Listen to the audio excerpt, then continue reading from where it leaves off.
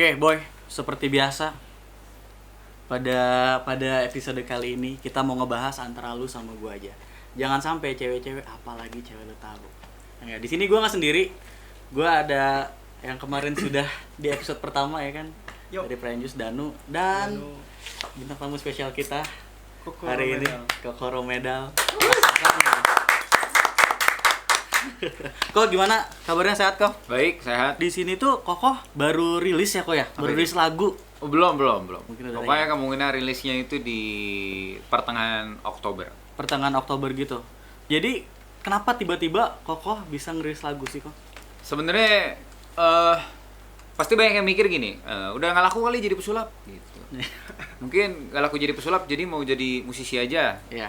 Mau laku nggak laku jadi pesulap, masalahnya gue nggak cari duit dari seni gitu. Oh gitu. Ya kan gue cari duit dari vape. Yap, Ya kan gue cari duit dari usaha gue yang lain gitu. Jadi bukan poin tentang materi ya. di bukan laku nggak laku jadi magician ke musik nggak, tapi memang karena gue punya passion di musik dan dari kecil mimpi gue pengen jadi musisi, tiba-tiba gue nyasar jadi pesulap. Iya. Terus pada saat sekarang tiba-tiba manajer gue bilang, Rom nyebrang yuk ke musik, karena dia tahu gue suka musik. Jadi oh ya udah, nyebrang ke musik boleh juga, ya udah boleh 2020 ya kita ke musik. Oke. Dan sekarang 2020 ketahan sama pandemi cukup lama. Sekarang masuk pertengahan tahun, semuanya udah mulai rampung. Ya udah kita tunggu tanggal mainnya aja gitu. Oh jadi memang sebelum tahun 2020 tuh emang planningnya udah. Ya, jadi lama waktu 2019 akhir manajer gue bilang, Rom tahun 2020 kita nyebrang ke musik mau nggak? Ayo. Oh gitu. Jadi bukan karena ibaratkan tuh kayak aji mumpung atau segala macemnya Wah, gitu ya. wah, Atau aji misalkan mumpung tiba-tiba. Makanya gue bilang gue tidak di dunia entertainment tuh gue tidak cari uang, tapi gue membuat karya yang gue suka, gue mencari kepuasan gue di seni yang gue sukai.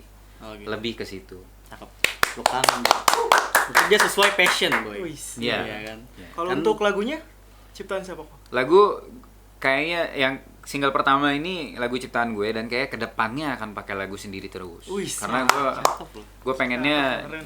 gue juga nggak mau kayak nih nyanyi apa gini nggak, tapi memang gue musisi, gue bisa bikin lagu, gue bisa arrange lagu, gue ya ini gue hadir sebagai gue tuh begini gitu, itu yang pengen gue tampilin. Wah, ini baru musisi boy. Berarti kalau nulis-nulis kayak gitu udah lama ya kok ya? Gue dari SMA emang suka bikin lagu, jadi kalau teman-teman sekolah SMA gue tuh pasti pada tahu lagu-lagu gue gitu, pasti pada tahu. Oh, jadi emang udah terkenal, Bro. Emang gue hobi musik dari dulu, suka lomba band, jadi gitaris, kadang jadi vokalis, kadang main drum, gitu-gitulah. Gitu. Di tidak karbitan lah musisinya istilahnya gitu. Jadi emang kalau dari zaman SMA, kalau bisanya nih kok, yang kayak kita nih zaman SMA kalau ngeband, kita aja kebetulan suka ngeband juga kan, Iya. suka main band segala macam juga gitu. Biasanya tuh kalau kayak gitu fuckboy-nya makin parah, Boy. banyak. Modusannya banyak, Boy. Iya benar. Cewek-cewek pada ser-seran hatinya. Itu agak beda kalau gue, karena gue lebih sering main musiknya di gereja dulu. Oh, gitu. Jadi gue nge-WL, main bass, main gitar, main drum. Bisa semua tuh. Oh, bisa semua. Bisa, gue bisa. Ya nggak jago-jago banget ya, cuman dia bisa gitu. Tapi semuanya bisa ya kok ya. Bisa, jangan bandingin gue sama Eca gitu ya, nggak bisa. Iya, tapi karena mungkin banyak yang belum tahu gitu, nggak nyangka misalkan Iya, nggak nyangka juga dari ya. awalnya tuh malah dari musik baru ke sulap gitu kan. Gue malah taunya kalau Koko ini cuman pesulap aja. Iya, benar. Ya gue lumayan banyak lah hobinya lah. Gue hobi olahraga, gue hobi musik, gue hobi seni gitu lah. Sekarang bisnis juga hobi sebenarnya. Wah. Kalau bisnis nggak hobi, nggak bisa soalnya. Gue harus mencintai apa yang gue lakukan baru gue bisa. Tuh. Gue tipikalnya gitu. Kalau dari lagu sendiri udah oke gitu kan, terus dari vape-nya sendiri juga udah lumayan lah ya. Iya. Vape-packers tuh udah siapa yang nggak kenal, Siapa Kok yang nggak Raimondo, tahu ya ya. kan. Udah mantap banget, dan kemarin juga baru keluar produk baru juga ya kok ya. Dari Nunai juga kan ya. Nune ya, kita keluar series keempat. Itu Nune Affogato. Kenapa namanya Affogato? Karena rasanya benar-benar Affogato. Lu nggak tahu Affogato, coba buka Google. Iya, Saik ada sih. kopi-kopinya dikit ya kan? Ada. Wih, Karena siap, siap. Affogato itu Avocado avocado ice cream, yang kita pakai es krim vanilla, es krim. terus dipakein susu, kemudian dipakein shot espresso. Itu yang namanya Affogato gitu. Oke kok. Biasanya seperti biasa kita ini Vape Boy itu pembahasannya nggak bakal jauh dari seputar laki-laki atau kemodusan laki-laki atau Benar. kebucinan laki-laki ya kan. Nah Koko sendiri pernah nggak sih di fase-fase yang kayak ngebucin, atau misalkan tuh Koko pernah nggak ngeliat temen tuh yang bucinnya tuh parah gitu, entah itu ceweknya entah itu cowoknya gitu. Dan kalau menurut saya kalau misalkan gue sendiri kan bucin tuh bagi gue adalah kayak orang yang budak cinta banget gitu loh. Iya. Kayaknya gue rasa setiap laki-laki pasti pernah belajar jadi bucin ya. Pasti pernah lewatin fase bucinnya Iya, gitu. iya. Betul, Pasti betul. menurut gue ya. Dan itu emang harus dilewatin gitu supaya bisa lebih dewasa, lebih tahu bagaimana caranya memegang komitmen dalam hubungan gitu kan. Itu memang fase yang harus dilewatin. Apalagi kalau yang anak remaja ya, menurut gue anak remaja tuh biasanya cewek-ceweknya tuh sangat mengidam-idamkan pria bucin dan cowok-cowoknya memang pada bucin. Itu semua terjadi karena biasanya tuh emang si ceweknya begitu kah apa emang biasanya tuh karena... Itu terjadi karena apa ya? Gue nggak tahu versi banyak orang. Kalau gue tumbuh besar tanpa ayah. Oh gitu. Ya, jadi gue tidak punya sosok bayangan cowok tuh kayak gimana ya. Gitu. Oh, Gue tidak iya, punya iya, itu loh. iya, Yang iya. kalau mungkin kalau orang dia bisa tanya bapaknya gitu, "Pah, gue lagi naksir cewek nih." Gue nggak punya gitu masalahnya. Jadi itu mungkin yang membuat gue jadi bucin, tapi itu fase yang gue lewatin untuk gue belajar. Gitu. Karena emang nggak ada penggambaran sebelumnya gitu ya. Gak ada. Gitu. Ya gue nggak tahu. Ini versi gue begitu. Mungkin orang-orang punya cerita yang lain. Tapi Ya, keren sih maksudnya tuh. Keren banget ya. Nggak ada kayak penggambaran. Jadi bener-bener kayak emang bener bucin itu sebenarnya bukan hanya kayak fase kita tuh jadi budak gitu. Iya, Tapi kita tuh nyari pembelajaran sih dari situ. Iya. Iya bener-bener. Ada temen gue bilang kadang ada cowok yang kalau ditanya sama ceweknya mau makan apa Iya. Cowoknya nanya sama ceweknya mau makan apa, cewek pasti bilang nggak tahu. Nggak tahu gitu. Iya, itu jawaban Terserah, yang gitu. itu jawaban yang cowok harus tahu gitu, bahwa memang cewek tuh selalu nggak tahu apa yang mereka mau. Kalaupun mereka tahu, mereka pengennya ditebak Iya benar-benar. gitu kan. Dan Jadi, biasanya tokoh treatmentnya gimana tuh kalau misalkan udah kayak ya gitu dulu gue begitu, tapi sekarang gue sudah tahu bahwa sebagai pria lo memang harus menentukan. tuh? Oh gitu. Bukan kita yang mengikuti gitu ya. Enggak, karena nggak bakal kelar, dia nggak bakal ngomong. Dia nggak bakal bilang gue mau KFC, nggak bakal. Jadi cowoknya emang harus kayak makan ayam ya, mancing. Iya, oh gitu. Belajar tuh Enggak. belajar Bambang tuh pada. Enggak kayak nggak asik makan ayam. Ceweknya kan ngerespon gitu kan. Lu makin lama makin lu kulik. Dan nanti lama-lama lu tahu cewek lu suka makan apa gitu. Ya udah gampang, tinggal tembak-tembak doang. Kalau misalnya dia lagi bingung daripada gue terjebak situasi awkward, gue udah tahu nih 5 opsi favoritnya, gue tinggal tembak salah satu. Tipe yang memang perhitungannya nih mateng banget ya. Daripada Iya, kan? gue salah ngomong panjang berantem. Gue udah tahu dia kalau ini nggak bakal nolak nih. Gue Iya, tembak aja. benar. Benar. Terus ada lagi tipe kalau kita di dunia vape itu tipe yang bucin vape gitu. Jadi misalkan ada pasangan nih kan, kok ada pasangan yang sama-sama nge-vape gitu loh. Sama-sama nge-vape. Suka-suka pada ngode gitu. Ayang, bagus deh ini vape-nya gitu. Bagus deh liquidnya. Dan kok pernah nggak nemu di toko yang seperti kayak gitu? Oh, ada. Oh ada. Ada customer yang begitu. Yang Oh, berantem ada. ada nggak tapi kok? Hah? Berantem ada nggak? Yang berantem ada. Tapi yang cowok-cowok yang gimana ya? Kalau yang kayak orang-orang cowok-cowok yang mapan tuh biasanya dia nggak pusing. Mau yang mana pilih aja. Tinggal Oh beli iya, aja. Sultan. Beda ya. Jadi Sultan akan terhindar dari masalah seperti itu. Bagi Tapi kalau Anda yang yang tidak pura-pura Sultan, Sultan ya? Anda bukan masalah seperti itu. Jadilah Sultan. Bebas gitu ya. Anda harus jadi Sultan makanya. Tapi kalau yang pura-pura sultan gimana tuh, Kok? Kalau yang pura-pura Sultan, ya itu yang susah men. Jadi rumusnya tuh sederhana ya. Cewek itu suka pria yang punya kepribadian. Karakter. Bukan. Bukan. Mobil pribadi, Oh, rumah Dengar pribadi, John, dengar. sopir pribadi, kalau bisa pulau pribadi. waduh. Jadi itu udah jawabannya. Jadi kalau para jomblo-jomblo di luar sana, bagaimana caranya Anda melepas jomblo Anda? Sederhana.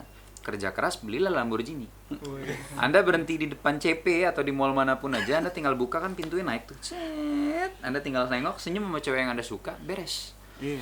Kan gitu kan? Habis itu Jadi daripada lu pusingin jomblo, terlalu jadi bucin, mendingan lu kejar sukses, biar orang yang jadi bucin buat lo. betul. Iya dong. Cakep banget. Cakep nggak tuh? Kuat itu. Jangan sampai lu poinnya cuma beli Lamborghini aja gitu loh. Bulan depannya lu nggak makan apa-apa juga. Jangan sampai gitu juga. Jangan kan. sampai gitu juga. Maksain. Tapi belilah Lamborghini pada saat Anda sudah waktunya punya Lamborghini. Betul. Kan banyak anak muda baru bisa beli, bayar DP-nya udah dibeli. Udah kredit urusan belakang. Habis itu 8 bulan kemudian mobilnya dijual. benar. Nah, banyak yang kayak gitu, gue juga dulu begitu. Beli mobil sport ya kan, 11 bulan doang dijual lagi. Cicilannya berat. Anak muda kebanyakan gitu, jangan gitu juga. Jangan gitu juga. Benar-benar. Sekarang Semua mau indah pada sendiri. waktunya, bro. Apalagi kan sekarang di zaman sosmed ini udah makin gila juga kan kok. Jadi kayak gengsi itu kayak pride itu number one gitu kan. buat kita ngegaya cewek segala macam Iya, jadi gitu. banyak orang terjebak sama motivator yang sebenarnya kayak sales MLM. Yap, Menurut gue. Iya, gue setuju sih. Setuju, Bang. Saya kerja keras, saya beli ini gitu. Padahal untuk jadi seorang yang sangat sukses, orang yang sangat sukses tidak akan beli itu dulu, dia akan beli yang lain dulu. Gue beli aset dulu tambahan, gue beli rumah dulu tambahan. Mungkin rumah lagi murah sekarang di Bali jatuh harganya, gue beli dulu. Mungkin ada rumah baru bangun di Cikupa harganya murah, gue beli dulu. Itulah pengusaha gitu kan. Betul. Dia akan memikirkan Lamborghini terakhir. Semua akan indah pada waktunya gitu. Betul. Tapi ada yang, "Wish, gue berhasil nih Lamborghini." Itu adalah strategi dia untuk meningkatkan daya jual produk dia sebenarnya. Jadi jangan mudah terbohongi juga. Betul, Kadang dia cuma bisa beli bayar DP juga kan, kita nggak tahu. Dia jadi hanya Karena menggambarkan gue dulu sales image. MLM lama, gue leader MLM dulu. Wah, serius ya? Di bawah gue ada terakhir itu sekitar 5 ribuan. Gila. Jadi gue benar-benar tahu. Dan gue tidak di MLM sekarang, makanya gue ngomongnya gini. Kalau gue masih di MLM sekarang, gue ngomongnya beda. Gimana ngomongnya kok? Kalau di MLM. Anda mau jadi seperti saya? Oh, yang belakangnya green skin tapi Paris gitu ya. Itu sempet kacau juga sih emang. Dan berarti kok udah pernah menjalani atau melewati fase itu semua ya kok ya? Iya lumayan. Gue rasa gue cukup banyak belajar, gue cukup banyak kebiasaan karena gue rajin belajar. Ya banyak lah gue lewatin fase-fase lumayan banyak. Dan Saya sekarang anehnya gini deh, lu tanya gue kayak turnamen basket, ya banyak, ada piala medali ada, futsal ada, mau apa lagi, mau cloud chasing di vape ada, mau apa tinju ada, BJJ belum, Cici belum. segera. Wah, wah, wah, wah, wah. Jadi maksudnya lomba band ya juara pernah, paduan suara juara pernah gitu. Jadi gue catur pernah juara DKI. Jadi gue lumayan mengeksplor diri gue di masa muda gue lah gitu. Multi talent banget ya ternyata Jadi ya. gue memang banyak yang gue pelajarin, banyak yang gue suka, banyak yang gue bisa. Makanya nggak masuk MLM itu. Jadi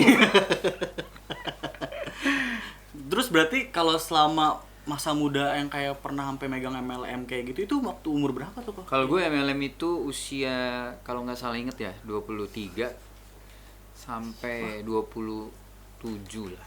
Lumayan lama ya kan? Ya sekitar 4 tahun gue serius banget di MLM, itu sekitar mungkin 3-4 tahun yang serius banget nih. Dan kenapa kok tinggalin itu?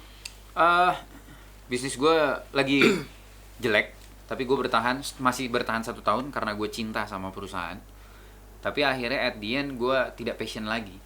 No. Gue sudah tidak nemuin passionnya. Jadi ada hal-hal yang nggak gue bisa dapetin di MLM. Ketika gue telepon teman gue menghindar. Oh, Karena I see. takut gitu, Tapi kalau sekarang di usaha vape beda dong. Ketika gue Beda. telepon teman gue datang, buka kulkas bir banyak. Itu hal yang berbeda. Bener. Tapi kalau waktu gue MLM, gue telepon niatnya cuma pengen ngajak nonton, dikira mau presentasi terus. Ya kan? Dan itu terjadi sering banget ya kayak. Oh, selalu. Dan selama 4 tahun kayak gitu kok, maksudnya tuh pasti kan banyak fase yang dilewatin gitu ya selama di MLM. Ya, tapi best friend tidak akan pernah pergi dari lu. Oh, Meskipun dia menghindar, ketika lu keluar dari MLM dia balik karena dia best friend. berarti untuk lepas dari fase itunya juga tuh cepet ya. Misalkan kayak MLM kita mau punya teman baru lagi gitu, tapi biasanya orang kan udah kayak nyangka kita tuh mau prospek segala macam gitu ya. Iya. Tapi gue belajar banyak di MLM. Apa yang gue dapat hari ini dari usaha yang gue bangun, apa yang gue dapat dari karir gue di dunia entertainment, semuanya gue dapat karena gue pernah di MLM itu. Gue belajar banyak di situ, gue baca buku positif setiap hari, gue ketemu orang-orang sukses yang motivasi terus, gue mengerti cara pandang orang-orang sukses, gue jadi baca buku Donald Trump dan lain-lain. Akhirnya itu yang mengubah hidup gue.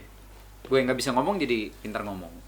Oh, gitu. Semua itu gue dirombak waktu gue di MLM. Jadi it's a good thing. Gitu. Dan gue kalau misalnya lu orang masih muda, belum banyak tanggungan dan lain-lain, belajar di MLM menurut gue itu sekolah bisnis di kehidupan nyata. Jadi jangan kalian remehin yang MLM ya. Iya betul. Biasanya buat ceng-cengan dulu. Iya, terkecuali rokok berkaroma. Kecuali itu kan udah parah juga tuh gitu. Terus selama MLM itu pas kok masuk ke dunia entertain itu udah berjalan juga nggak sih? Gue di dunia entertain dari usia 18 tahun.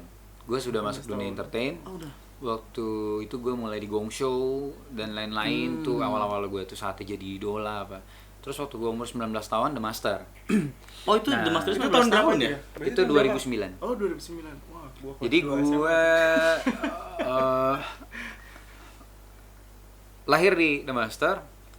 hidup gue tiba-tiba populer waktu itu, peak-peaknya gue populer lah waktu itu. Gitu, gue ngerasain lah sindrom artisnya, kemana-mana pakai tato, Nora pengen ngerasain orang minta foto, kemana-mana pakai jas gitu kan. Kalau sekarang gue lihat gue geli sebenarnya. Jadi buat kalian yang baru jadi artis atau baru mulai terkenal, jangan norak-norak amat. Jijik, tau nggak? Jijik. Karena di sini pernah ada yang pasang tato tiap hari di muka. Ya, gue dulu norak banget. Sekarang lu suruh gue kayak gini aja, gue nggak pakai tato gitu. Karena norak banget gitu menurut gue. Tapi kan sebenarnya itu ciri khas Koko ya. Image Betul, brandingnya keren banget sih. Itu memang ciri khas. Tapi pada saat kita kerja fine. Tapi pada saat di sisi lain kan kita nggak harus selalu gitu. Iya. Ya. Mungkin ada orang yang pesulap kepengen kelihatan sakti bahkan di kehidupan nyata. Gue nggak. Karena menurut gue sulap adalah seni. Gue nggak mau dibilang kayak dukun juga gitu kan. Betul. Tapi ya itu orang beda-beda. Apalagi karakteristiknya orang Indonesia tuh kayak melihat hal yang kayak kayak nggak mungkin gitu tanpa dia mempelajari ilmunya, jadi kayak langsung berpikirannya tuh negatif aja gitu. Wah ini sulapnya pakai jin dan segala macam itu banyak banget aja. Nggak ada jin-jinan. Itu banyak ya. Banyak kan kok pasti kayak gitu-gitu. Kalau gue boleh ngomong ya. Iya. Gue tidak percaya yang namanya mistis-mistis, gue tidak percaya yang namanya indigo-indigoan, gue tidak percaya yang gitu-gitu. Iya. So gue susah ngomong gitu karena sometimes gue paranormal nelfon gue minta bikinin alat sulap. Really? Paranormal ngundang gue ke rumahnya, dia punya kolam renang, dia bilang bisa nggak bikinin saya jalan di atas air biar saya demo depan klien saya gampang. Wah. Jadi gue sulit untuk percaya dong. Kalau lu di posisi seorang pesulap seperti gue. Iya. Bener gak? Dan orang minta tolong Ya, sama komentarnya gitu. Mahal yang minta tolong, Bro. Jadi gue gimana? Lu jadi gue tuh gimana gitu menurut gue. Karena melihat faktanya langsung gitu ya. Iya, jadi susah gitu. Iya, berarti kalau misalkan buat lu pada yang pernah ngelihat paranormal berjalan di atas air, Itu berarti minta tolong.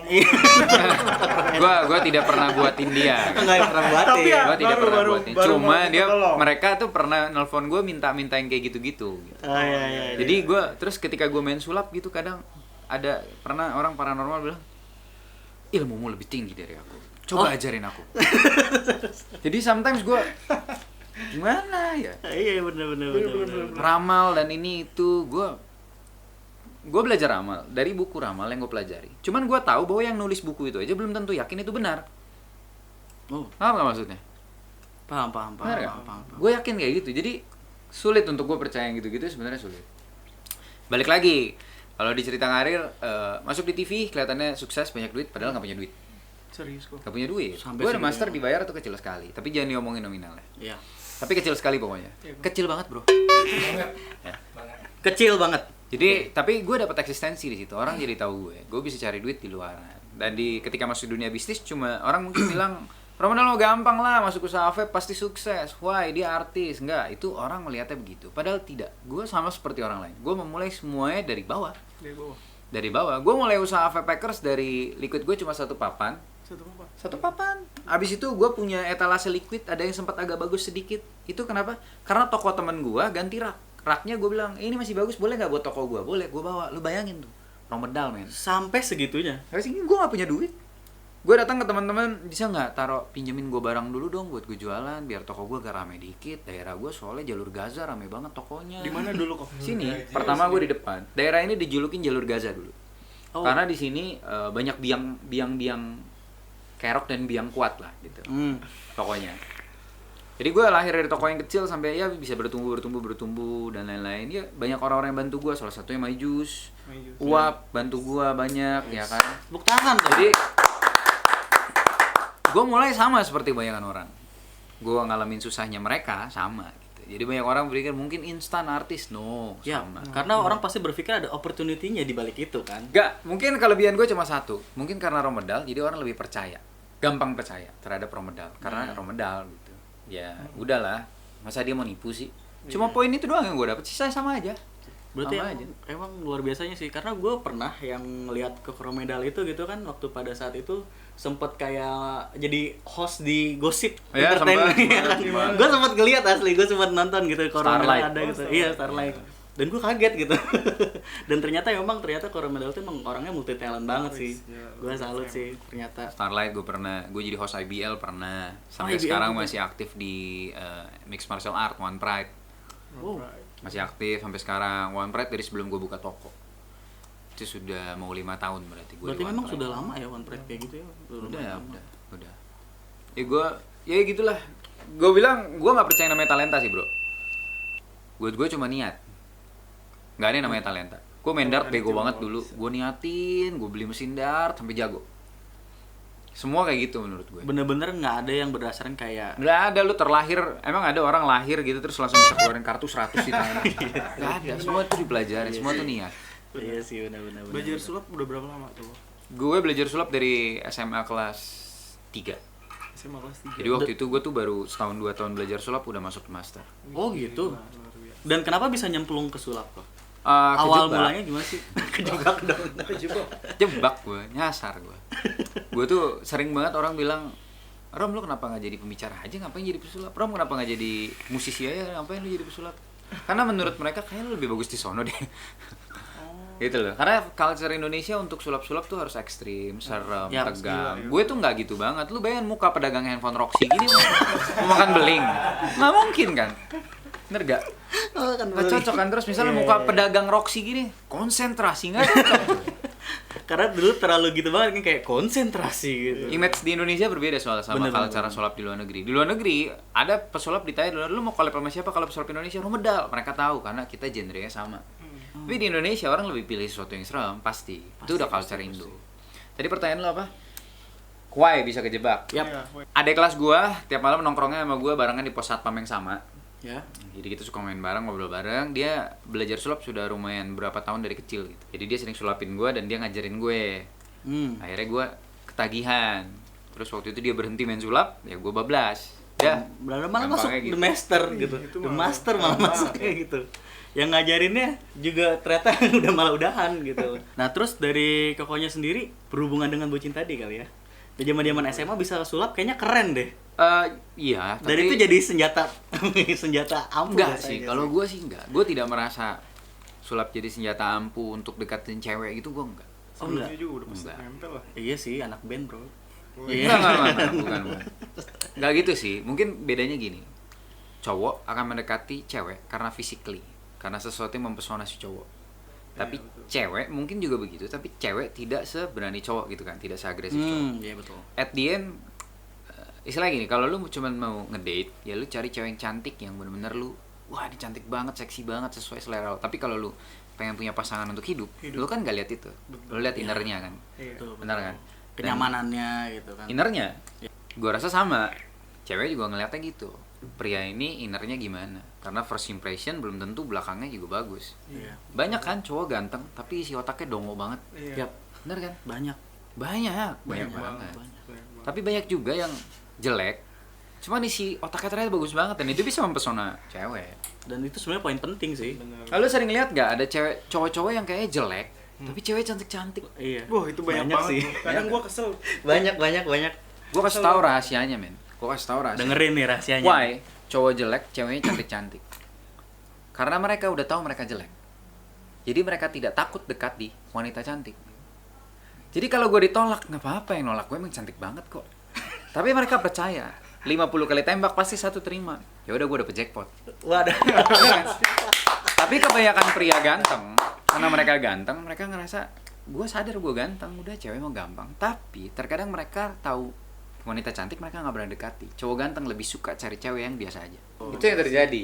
Karena mungkin ya si cowok yang biasa aja itu mungkin ya dalam segi fisiknya, tapi dia punya kelebihan untuk effortnya juga bisa lebih biasanya ya. Ya, Iya kan karena gitu loh. udah biasa berawal ditolak gitu. kok bro. Jadi mentalnya, gue Dengerin ditolak udah satu. biasa ya kan. Dia suka ditolak nih kok. Ditolak biasa bro.